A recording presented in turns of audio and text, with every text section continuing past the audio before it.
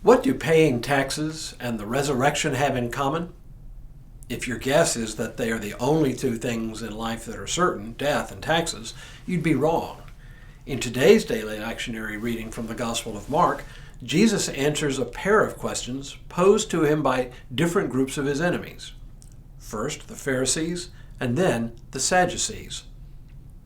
Both questions are, in effect, attempts to entrap Jesus by making him say something that would undermine his authority and perhaps even open the way for his arrest.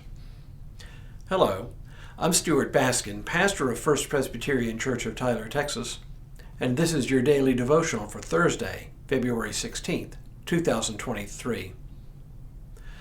So much of what happens between the time of Jesus' arrival in Jerusalem on Palm Sunday and his arrest on Thursday night involves escalating conflict between Jesus and the religious leaders. After arriving in Jerusalem, Jesus enters the temple and overturns the money changers' tables and the seats of those selling doves for use in the temple sacrifices. In response, the chief priests, scribes, and elders asked him by what authority he has done this. Now, three other groups of leaders come forward to ask him questions in order to entrap him. First, the Pharisees and a group called the Herodians, presumably part of the government, ask him a question about paying taxes to Caesar. Then the Pharisees ask him a question about the resurrection. In both cases, Jesus answers in a way that skirts their efforts to entrap him. Now, it's important to keep in mind a subtle fact here. The Pharisees and Sadducees were opposing groups. They had very different thoughts about Jewish faith and even about Scripture itself. The Pharisees accepted the idea of a resurrection of the dead based on their acceptance of what we now think of as the entire Old Testament. The Sadducees, on the other hand, accepted as authoritative only the Torah, the first 5 books of the Old Testament, and they rejected the idea of a resurrection of the dead. Now, I don't need to read the episode about paying taxes to Caesar. You know the story. Some Pharisees asked him whether it was legal to pay taxes to Caesar. And Jesus famously responds by saying, "Render to Caesar the things that are Caesar's, and to God the things that are God's." But notice how the passage begins. It is very subtle, but very telling. Remember, he has just told a parable about the religious leaders, casting them as devious tenants, refusing to give the landowner his rightful share of the harvest, and their intention of stealing the landlord's property by killing his son. The episode about paying taxes, then, begins this way.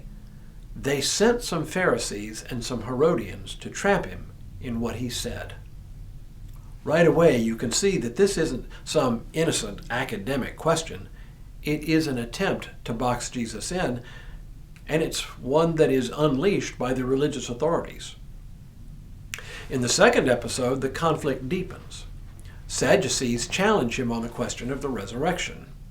Their challenge is based on the ancient Jewish custom of what happens when a married man dies without any children. The practice, called levirate marriage, involves the obligation of a surviving brother to marry his dead brother's widow in order to produce children on his brother's behalf. This, in turn, was based on the idea that a man's only lasting legacy was through children, not through an afterlife. The episode is worth reading. Some Sadducees, who say there is no resurrection, came to him and asked him a question, saying, "Teacher, Moses wrote for us that if a man's brother dies, leaving a wife but no child, the man shall marry the widow and raise up children for his brother. There were 7 brothers. The first married, and when he died, left no children. And the second married her and died, leaving no children, and the third likewise. None of the 7 left children. Last of all, the woman herself died. In the resurrection, whose wife will she be? For the 7 had married her." As with the question by the Pharisees regarding paying taxes to Caesar, this one is couched in political terms. They call him teacher. But the polite formality clearly disguises the underlying hostility.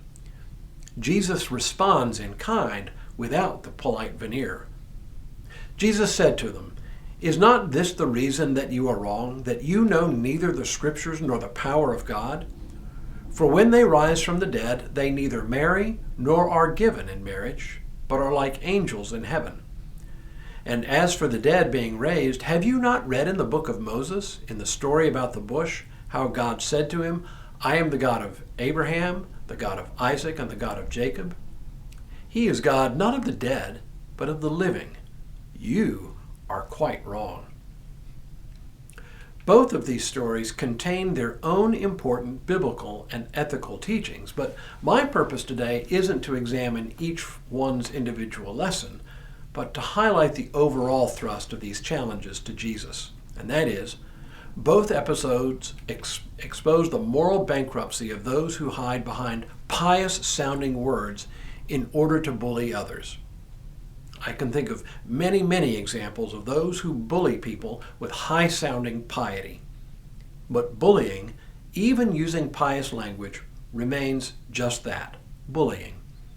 In fact, I would say that this is the worst of all kinds of bullying, for it uses God to score points in arguments with others. It uses God to divide rather than unite. And in that respect, it is just plain insidious. That Jesus escapes their intended entrapment is a testament to his wisdom. That he exposes them for who they are, little more than schoolyard bullies, is a lesson to us never to use our faith to bully others. Tomorrow, one last question, and it's a big one. But for now, may God continue to bless you and keep you in all that you do this day and in all the days ahead.